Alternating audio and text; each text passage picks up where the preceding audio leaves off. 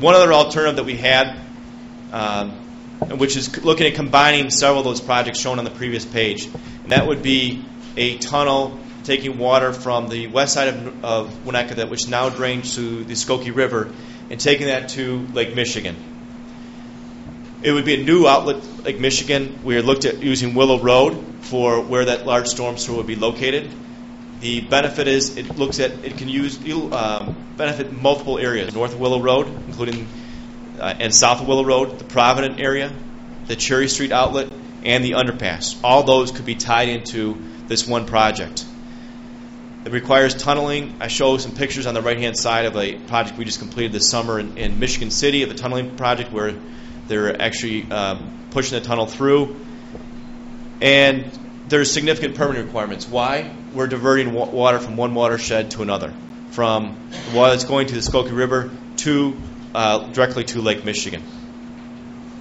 This is an overall picture of the project. The main storm sewer is a 96-inch going down Willow Road.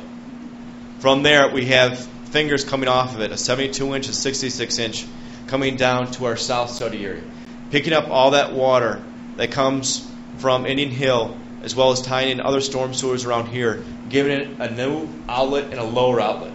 Obviously, the biggest benefit is we have here is the low elevation of Lake Michigan compared to everything around here.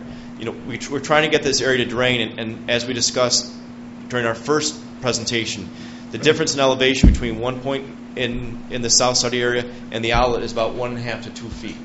Well, now all of a sudden we come in with a much lower, a deep storm sewer, and we have a new outlet. We can get more water there.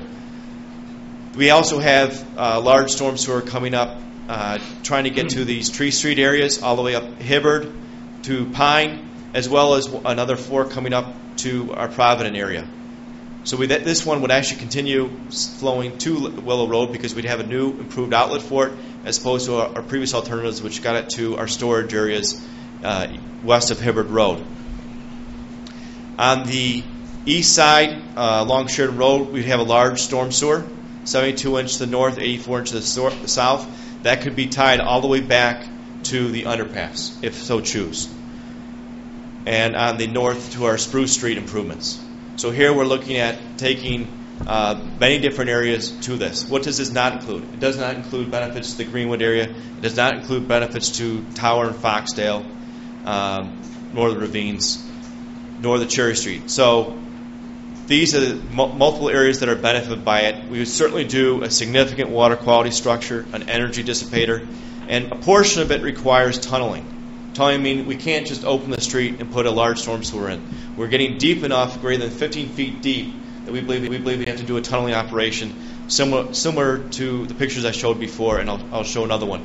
So the tunneling, approximately, the tunneling limits will be from this Birch to Walnut, I believe that is. So we have some section that would be tunneled, then you'd be back on either side of these tunneling limits to open cuts in the street. Significant disturbance, but a significant project. What we don't know is what's underground right now. We showed two costs.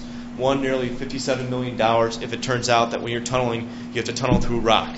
We don't believe it is, but we don't know. If it's not rock and it's clay, it's much easier to tunnel. It's about a $32.5 million estimated cost for the entire project. That is, as I mentioned, you are taking water. If you recall, the watershed divide is right here. So we're taking all this water that naturally goes towards Skokie River, and we're taking it directly to Lake Michigan. Here are some pictures from that same one. Where you begin the tunneling, those circled areas right here and here, that's what you're going to have. It's what's called a drop shaft, a large structure where you're putting a machine down, and that's where you keep loading in sections of the tunnel, of the storm sewer, and you're pushing it through tunneling. If you were to do that project, the tunnel project, and improve north of Willow, south of Willow underpass and Cherry Outlet, including the Provident area, and it was clay, it was not rock, you have a 100 design level protection for $32.5 million. If we include in those other project areas that were included before, the Lloyd Outlet, Tower, Ravine, and Greenwood, at the same 100 level protection, you're about $37.8 million, as compared to before, if you, without the tunnel options, about $47 million. Obviously, Steve just mentioned that if things go as planned, as IDOT indicated today, this $500,000 goes away, and IDOT takes care of that. But this gives you a comparison if the tunneling option, first of all, was permittable. All the agencies agreed to it. Several significant hurdles to get over. But if that proved feasible, that would be the difference. This slide just summarizes all the different areas that same areas we did before, the 8 areas that we're trying to benefit, and each one of those alternatives, the 25, 50, and 100-year event, targeted these areas in yellow. There are other ancillary benefits. There are other areas in the village that benefit, but we show the areas that are directly benefited.